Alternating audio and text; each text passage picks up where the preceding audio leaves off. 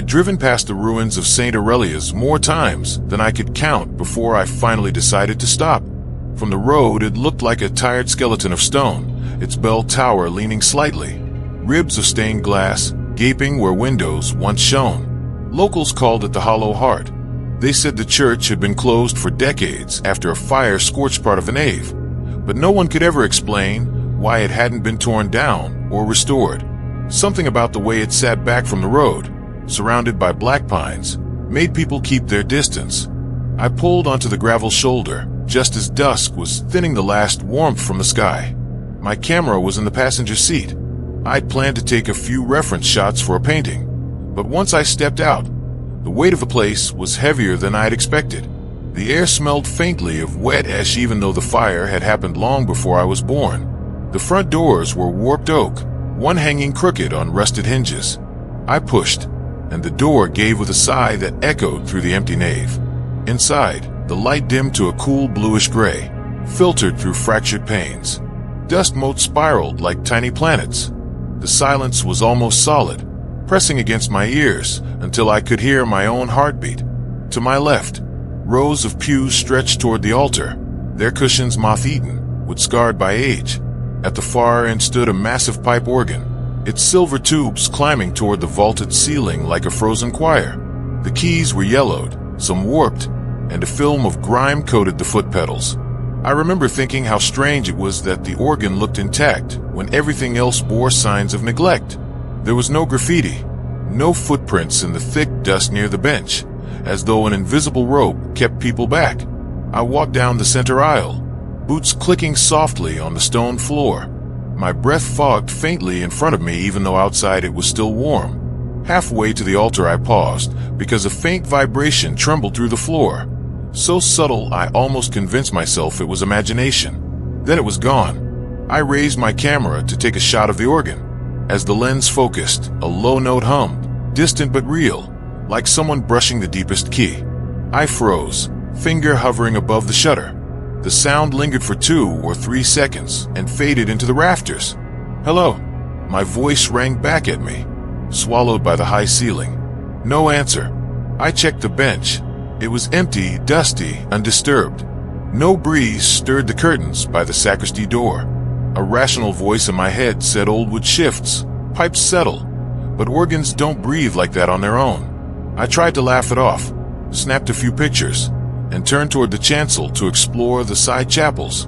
The carved railings were scorched in places, blackened by the fire that had closed the church. In one alcove, votive stands drooped with melted wax, their glass cups clouded. Another alcove held a small baptismal font, the stone cracked but still holding a pool of rainwater that had dripped from the roof.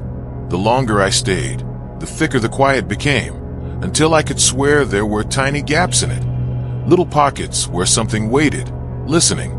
I stepped back into the main aisle and almost tripped over a small wooden box half buried under rubble. It was a hymnal case, the leather warped, pages sticking out like brittle feathers. I crouched to look, but a creak from the loft made me straighten fast. Someone, or something, was moving above. I scanned the gallery that wrapped around the nave. The rail was draped in cobwebs, no footprints on the dusty stairs leading up. I stood still for a long minute, but heard nothing more. My pulse finally settled, though a sheen of sweat had gathered on my palms.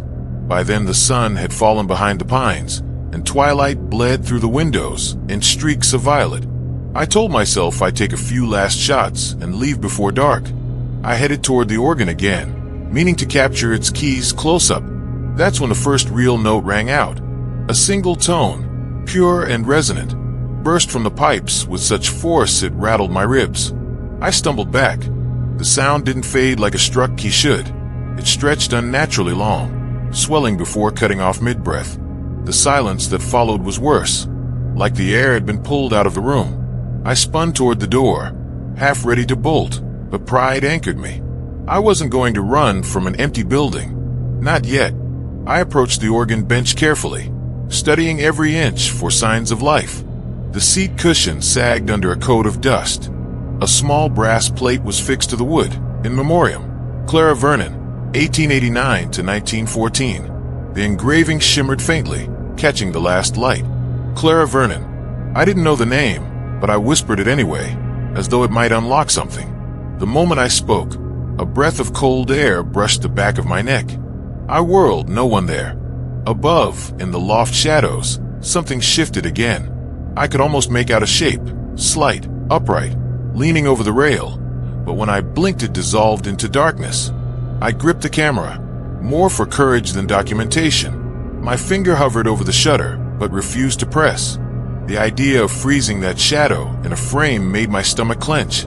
I forced myself to sit on the bench. The wood was icy through my jeans. I reached out and touched a key. Dust lifted like smoke, but no sound came. I pressed harder. Nothing. The organ was silent under my hands. Then softly, the pedals moved. I didn't see them at first, only felt a vibration against my shoes. I bent down and caught a sliver of movement, as if an invisible heel tested the bass pedal. A faint chord murmured, low and wavering, and I bolted upright, heart clawing at my ribs. For a breathless moment, I considered sprinting for the door. But curiosity, or foolishness, kept me rooted. I'd come here for inspiration, for a painting about forgotten places. Maybe, I thought, I was standing in the middle of a story bigger than any canvas. So I stayed. A breeze lifted from nowhere, fluttering loose sheet music on the stand. The pages riffled until one stopped upright. A single line of notation stared back at me. Requiem for Clara. I hadn't noticed writing on the music before. The ink looked fresh, letters sharp and wet as if they'd just been penned. That was when a faint voice drifted down from aloft, thin as cobweb thread. Play. The word was so clear I felt it in my chest. My knees wanted to buckle. I turned slowly, searching the upper shadows, but there was only that leaning darkness and the faint gleam of pipes. Something about the word, the way it wasn't quite a request, not quite a command, sank into me. Against every scrap of common sense, I set my fingers on the yellowed keys. The keys felt strangely warm, as though someone had been playing moments before. I hesitated, poised between retreat and surrender. One soft press, I told myself, and I could laugh about this on the drive home. The first note rang out, clear as crystal. Dust burst from the pipes in a silvery mist. A second key depressed by itself, harmonizing with mine, and then another, until a slow, mournful melody curled through the nave. The music didn't seem to come from the pipes alone. It pulsed in the stones, in the beams overhead, vibrating my ribs like the heartbeat of the building. I pulled my hands back, but the song continued, rolling forward with deliberate grace. The pedals sank and rose, shaping bass notes without a visible player. It wasn't random banging. Someone, or something, was performing. A draft swept from aloft, raising goosebumps on my arms. I looked up.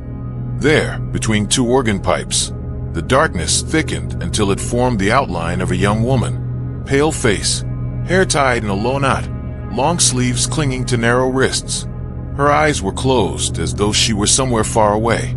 "Clara," I whispered, remembering the plaque. Her head tilted at the sound, but her eyelids never opened. The melody swelled, richer, fuller, and I recognized fragments of a requiem I'd once heard in a college music history class. Only this version felt alive, aching with longing. Suddenly a wrong note screeched through the hall. The figure's head snapped up, eyes flashing open, hollow sockets burning faintly blue. The pipes shuddered, chords bent out of tune, grinding like metal on bone. I stumbled back, knocking the bench askew.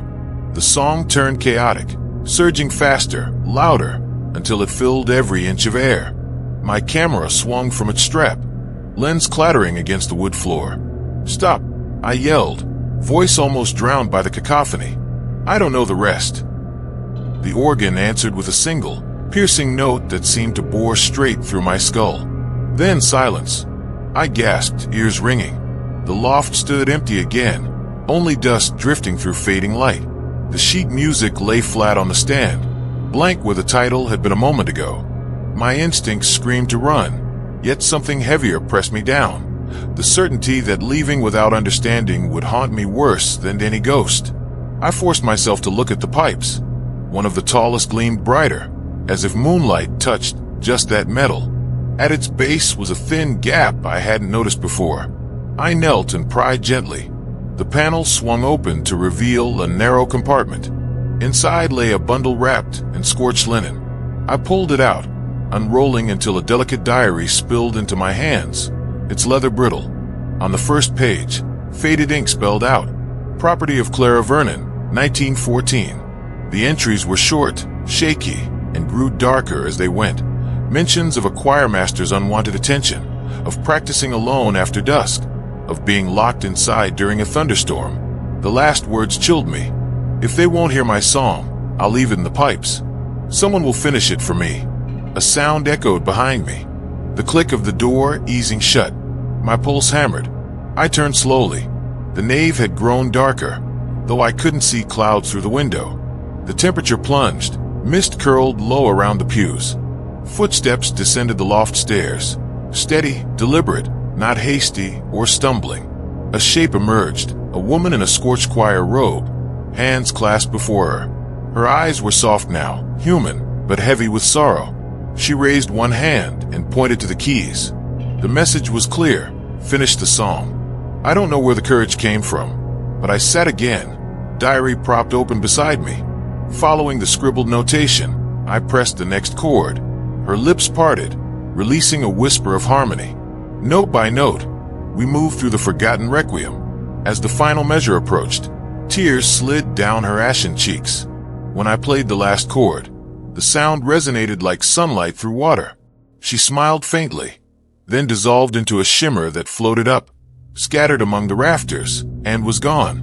I sat frozen, hands resting on still keys. The church felt lighter, though the air remained cool. Something in the walls seemed to sigh with release. Gathering my things, I backed toward the door. My camera, miraculously unbroken, lay near the bench. When I picked it up, the preview screen showed a single image, the organ bathed in pale light, and, just for an instant, the faint outline of Clara seated beside me. Outside, night had fallen completely. Stars blinked through the treetops, and the smell of pine overpowered the lingering scent of ash. I locked the memory deep in my chest, knowing no one would believe what I'd witnessed, but also feeling a quiet gratitude that I had given her song an ending. I looked once more at the shadowed doorway. The church stood calm now, as if waiting for a new century of silence.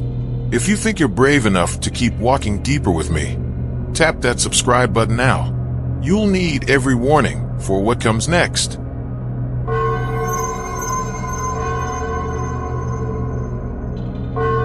I hadn't planned to spend another evening inside a forgotten church. After what happened at St. Aurelius, I promised myself I'd stick to photographing empty farmhouses or barns, places without histories thick enough to breathe on their own. But one October afternoon, a storm stranded me in a remote valley, and I spotted a steep roof rising above the fog. A hand-painted sign leaned against a fallen fence post. Grace Hollow Chapel, 2 miles. I felt that same tug I felt with Aurelius, the pull of stories waiting behind locked doors. Against better judgment, I turned up the track. The gravel road wound through maples already shedding leaves. Rain slicked the windshield, blurring the woods into streaks of copper and green. By the time I reached the chapel clearing, dusk had soaked the horizon in bruise-colored light. Grace Hollow stood smaller than I expected, but stranger. Its stone walls leaned inward, giving the impression the building was bowing toward its own center. The steeple ended in a jagged stump, lightning blasted years ago if the blackened tip was any clue. I killed the engine and listened. Only rain pattered on the roof of the car, a lonely percussion. Through the warped windows, I glimpsed the faint outline of pews, and, beyond them, a pulpit draped in shadow. Something about that darkness felt deliberate, as if it were holding shape instead of merely filling space. A rusted latch secured the front door, but when I touched it, it snapped open with absurd ease. The heavy door swung inward on silent hinges. Inside, the smell of damp wood and old paper rushed out to meet me. I stepped across the threshold and paused to let my eyes adjust. Pale light bled through 2 narrow windows, cutting thin white paths across the floorboards. Dust hung in the beams like suspended fog. The pews were intact but crooked, their legs uneven from warped planks. A narrow aisle led to the pulpit, its carved oak front turned almost black with age. I raised my camera, framing the scene. The lens caught something odd, a faint smudge beside the pulpit, darker than the surrounding shadow. When I lowered the camera, the shape was gone, or maybe the gloom swallowed it faster than my eyes could track. To chase away nerves, I spoke aloud. "Just me and the rain, huh?" My words echoed faintly, repeating a beat late, as if the room were thinking before answering. I walked the length of the aisle. Near the front, hymnals lay scattered, their covers warped from moisture. One book sat apart from the rest, perfectly centered on a bench. Its spine was uncracked, title gilt still bright. The Valley Hymnal, 1912. Curious, I flipped it open. A penciled note inside the cover read, "For MH, so you may find your voice again, R." I set the book down, uneasy without knowing why, and turned toward the pulpit. Up close, the grain of the wood resembled flowing water, dark veins twisting into swirls. A ragged curtain hung behind, half hiding the wall. When I reached to brush the fabric aside, a low creak came from directly behind me. I spun. Empty pews, steady rain. But the air felt crowded, as though the congregation had slipped back into place the second I turned my head. I forced a laugh, though my throat stayed tight, and returned to the curtain. The cloth was stiff with mildew. I pulled, revealing a recess carved into the stone wall, like a storage nook. Inside lay a wooden chair, its back broken, and a bundle of candle stubs scattered at its feet. Someone had scrawled words on the stone above the chair. "Keep your eyes on the light." Before I could puzzle over it, a flicker brushed the corner of my sight. I looked toward the pews again. Between two of them, in the aisle center, pooled a shadow so dense it seemed liquid. My stomach lurched. The patch wasn't aligned with any light source. It quivered faintly, like breath trapped under cloth. I stepped closer, heart banging. The patch drew back, slipping toward the pulpit as though retreating, or luring. I followed despite every instinct yelling to leave. Halfway up the aisle, the temperature dipped. Moisture condensed on my arms, prickling like pins. A muffled thump sounded from the roof, followed by another, slower, rhythmic. I craned upward, nothing but dark rafters. When I looked back down, the shadow was gone from the aisle, but the gloom behind the pulpit had deepened, gathering mass. It stretched upward, forming a column that almost touched the ceiling. A sudden gust pushed through the open door, slamming it shut, so hard the windows rattled. My camera strap swung across my chest. I caught my breath and aimed the lens at the pulpit. Through glass, the column appeared denser, almost human in outline, head bowed. Without warning, my camera powered off, though the battery had been full. I lowered it slowly. The figure behind the pulpit had moved. It now leaned forward, as though preparing to step out and address a silent audience. Lightning flashed beyond the windows, bathing the chapel in stark white for an instant. In that flare, I saw details carved into the shape. Shoulders, a hollow suggestion of eyes. A split along its chest, where light seemed to pulse faintly, like a heart struggling beneath stone. Thunder rolled overhead, shaking dust from the rafters. I backed away, mind racing for explanations. Pareidolia, bad light fatigue. But the storm couldn't account for the faint hiss curling from the pulpit's base. Words, I realized. Whispered words, threading through the rain. I strained to catch them. Stay, listen. The voice was breathy, close though the figure remained still. I swallowed hard. "What do you want?" The whisper cut off. Then, with deliberate slowness, the shape lifted an arm, pointing toward the recess behind the curtain. Another flash of lightning revealed something new, a faint scrawl beneath the earlier message on the stone. I stepped closer, wiping away grime until letters emerged. "Do not let it speak." A chill wormed down my spine. Whoever had written that message had done so long ago. The charcoal strokes were faded, water-warped, but the warning felt immediate, alive. Suddenly, the pulpit figure stirred. Its edges blurred, seeping across the dais like spilled ink. The hiss returned, louder now, forming half-syllables, scraps of a sermon that never found full voice. I stumbled backward, catching my heel on a loose board. The board lifted slightly, revealing a crack between floor planks. Beneath, something gleamed faintly, the corner of a box or book wedged in darkness. I knelt, prying with my fingers until the plank gave way. A small leather-bound journal emerged, cover warped but intact. Across its front someone had scratched initials, MH. Before I could open it, the chapel lights, if they could be called that, shifted. The shadow around the pulpit condensed, gathering weight. Its mouth, or what passed for one, stretched open wider than any human's. I didn't wait to see more. Clutching the journal, I scrambled back toward the door. But when I reached for the latch, it wouldn't budge. The metal felt fused to the frame, cold as ice. Behind me, floorboards groaned as the shadow advanced, each step marked by an audible knock like a judge's gavel. My breath fogged in short bursts. And then the whisper came again, steadier, closer to a voice. "Read the words." I glanced down at the journal, fingers trembling. Rain battered the windows. Thunder swelled like a drum roll. The presence loomed only feet away. The pulpit now empty as if it had stepped fully into the aisle. I opened the journal to the first page. Lines of cramped handwriting leapt up at me, though some were smudged by water or time. They think the darkness behind the pulpit is harmless, but it listens. Every sermon, every hymn, it gathers them. And when no one watches, it speaks them back, twisting the holy into something else. My stomach turned.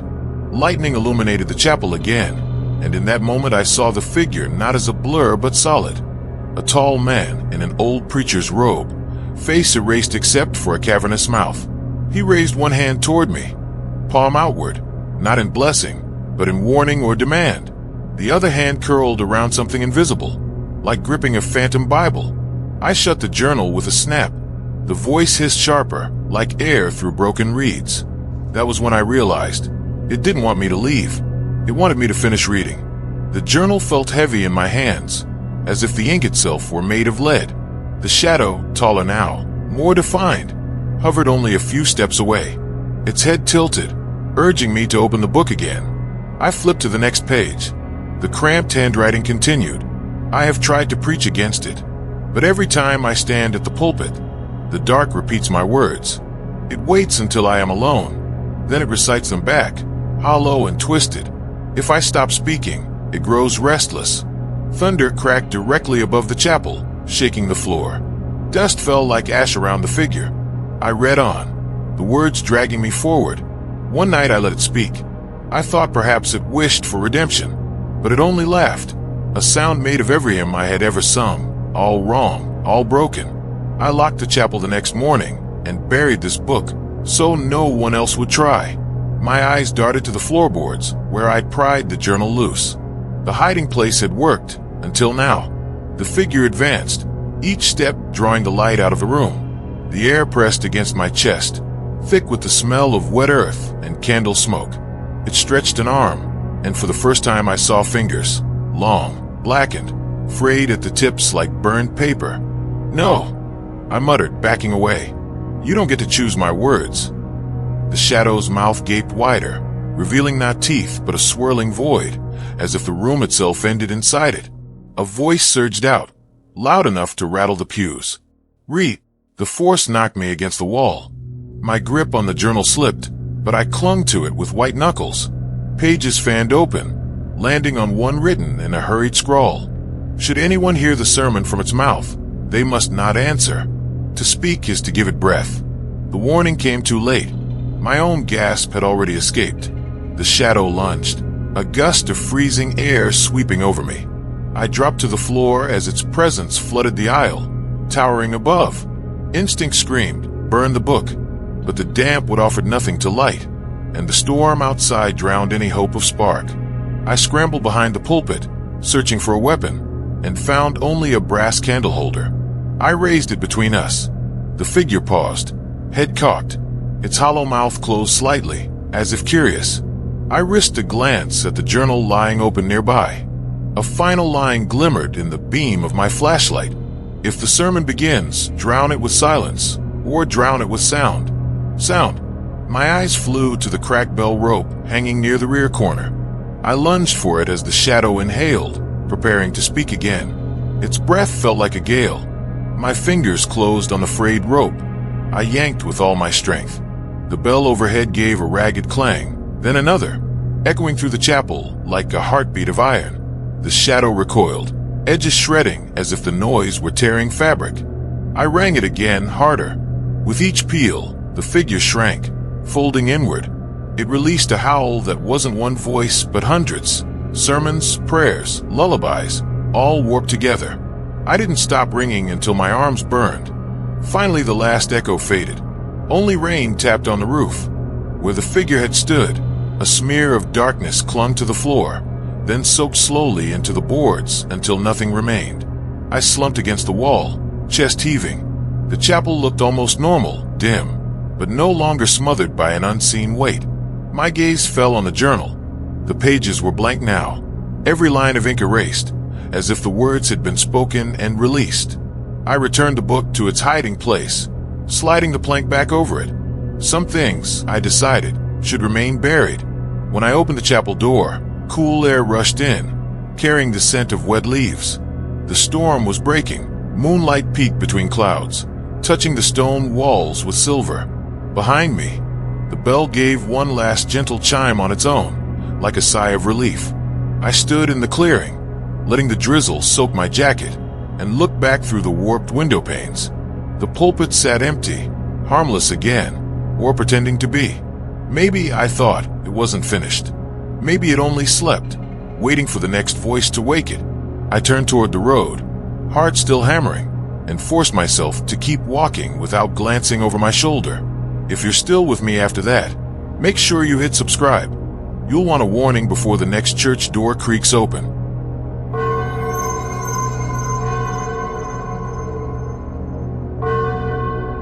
I thought I'd learned to stay away from churches no one prayed in anymore.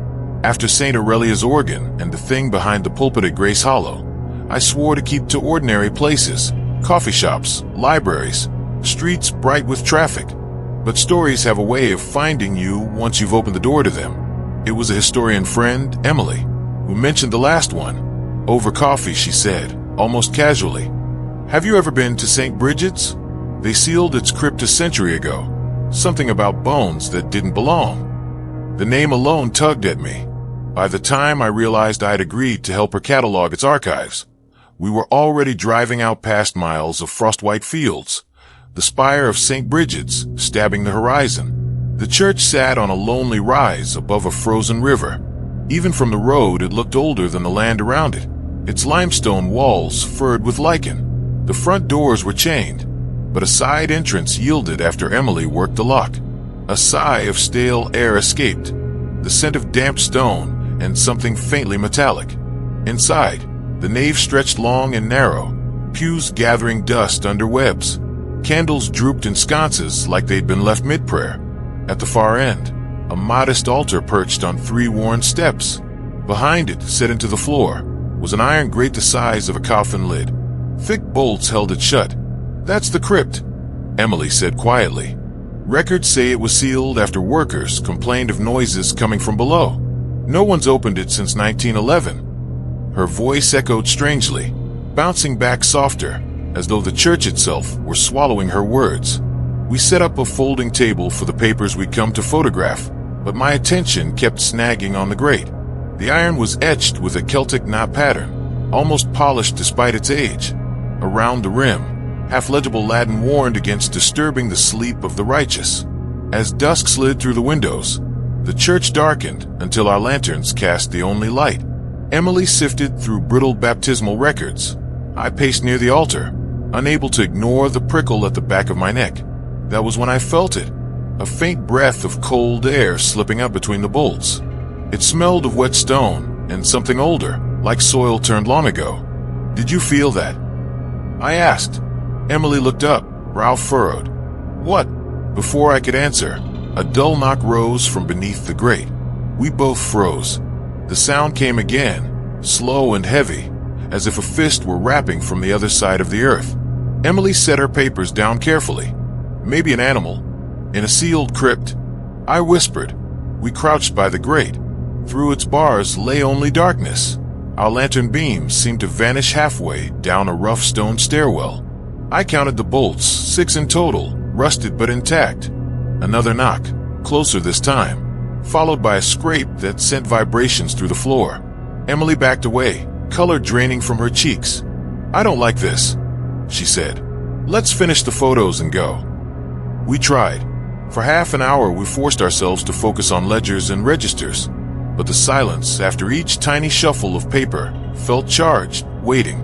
Once I caught movement at the edge of vision, a wavering pale blur inside the grate, though when I turned there was only darkness. Then the lantern nearest the altar guttered low, though its fuel was full. The temperature dropped sharply. A whisper floated up from the crypt, a thread of sound too thin to belong to wind. Emily shook her head, gripping her jacket collar. "Did you hear?" The whisper came again, clearer. A few syllables in Latin, words I couldn't quite parse, but the tone carried an ache, almost a plea. I approached the grate. The iron felt strangely warm under my palms, like skin flushed with fever. From below, faint light flickered, candlelight, impossibly steady for a place sealed a century. Before I could stop myself, I tugged at one of the bolts. It gave with a squeal. Emily hissed, "Don't. We don't know what's down there." But curiosity pulled harder than caution. One by one I loosened the bolts, metal rasping against stone. When the last slid free, a quiet settled over everything, thick and absolute, as though the church were holding its breath. We hesitated, staring at the grate. Then, with a slow groan, it shifted inward of its own accord. A sigh of cold air rose, smelling of old wax and faint rot. Lantern in hand, I peered down. A short stair spiraled into darkness. Shadows pressed against the light, reluctant to give way. Carved into the walls were niches, where shapes hinted at old reliquaries, or perhaps remains. Emily grabbed my sleeve. "This is insane. We should call someone." "5 minutes," I said, surprised at my own voice. "If it's dangerous, we leave." I descended first. The steps were slick, worn concave by centuries of feet. At the bottom stretched a low chamber lined with stone shelves. Candles, their wicks unlit, yet somehow glowing, dotted the room in rows. Their wax hadn't melted. They gleamed as if frozen mid-flame. In the center lay an altar of dark marble. Upon it rested a long, narrow box of oak bound with tarnished silver bands. Symbols unfamiliar to me curled across the wood, etched deep. I reached out but stopped an inch from the surface. The wood exuded a faint warmth, the same fever heat as the grate. A noise behind made me spin. Emily stood halfway down the stairs, eyes wide. "Something moved," she whispered. We both turned. At the farthest wall, a recess yawned like a doorway, its edges carved with spirals. Inside, darkness rippled, not passive shadow, but something fluid waiting. A sudden pulse shook the room. A heartbeat felt through stone. The candles flared, casting skeletal light across the shelves. Shapes lay on them, bones arranged neatly, hands crossed over ribs, skulls tilted toward us as if listening. Another pulse, stronger, and the oak box quivered. A thin line opened along its lid, releasing a sigh that smelled of dust and salt. From inside, something whispered in that same aching Latin. Emily gripped my arm hard enough to hurt. "Close it," she said. But before we could act, the line in the lid widened, and a trickle of pale mist spilled out, coiling toward us like fingers. The mist slid over the altar, curling low across the flagstones. It was cold at first, but as it thickened it carried an odd warmth, like breath on the back of my neck. The oak box rattled again, harder, and the silver bands quivered as though something inside tested their strength. Emily whispered, "We have to seal it." Her voice trembled. "Whatever this is, it isn't meant for us." I nodded, but my hands wouldn't obey. The mist had formed into vague shapes, suggestions of faces pressing outward before melting back into vapor. Faint voices tangled in the air, overlapping prayers, cries, and something darker beneath, a low moan like the earth grieving. One voice swelled clearer than the rest. "Liberate me." The syllables were Latin, yet I understood them perfectly. "Free me." Emily backed toward the stairs. "We're leaving," she hissed. "Now." But as she moved, the stair behind her snapped with a sound like splintering bone. A crack zigzagged down the step. Dust rained from the ceiling. The church above groaned, timbers shifting as if the whole building had exhaled. A pulse slammed through the chamber, dropping us to our knees. The candles flared blood red. The box lid burst wide. throwing out a rush of hot air and a blinding white glow. When the light thinned, a figure stood before the altar. It wasn't whole. Torn vestments clung to a body of bone and ash. Its skull bowed under a corroded crown. Where eyes should have been were hollows lit from within by faint blue fire. Its hands, skeletal, yet bound with sinews, hung heavy at its sides. Who are you?" I forced out. The figure's jaw moved, releasing a voice like stone dragged across stone. "I was the keeper," it said slowly. "I swore to guard them, but they sealed me here, left me among the restless."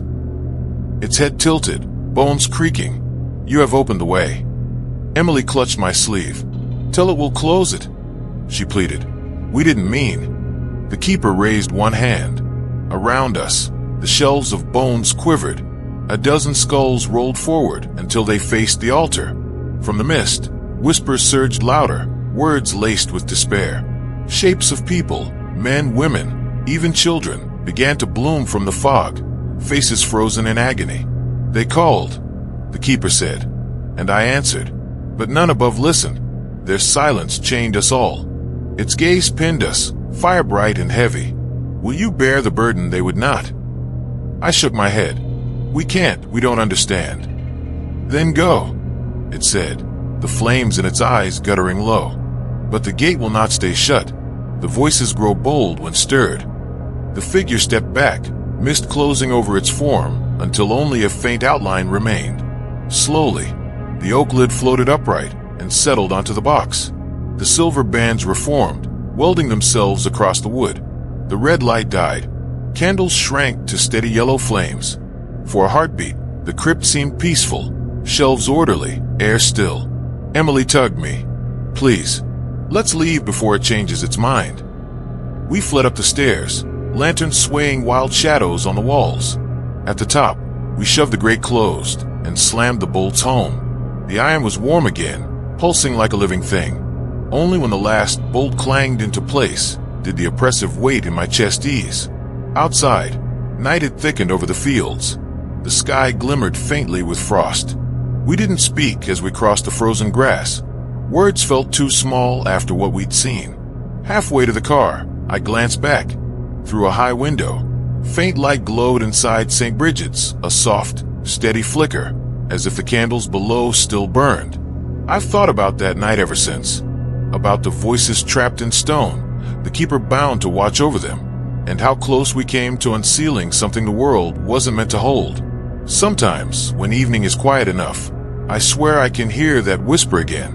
"Liberate me," drifting just beneath the wind. Maybe you'd have done the same. Maybe you'd have listened longer, dared to lift the box completely. But if you ever find yourself in a forgotten church, standing over a locked grate, remember what waited for us in the crypt. Some doors are closed for a reason. If you think you're brave enough to keep walking deeper with me, tap that subscribe button now. You'll need every warning for what comes next.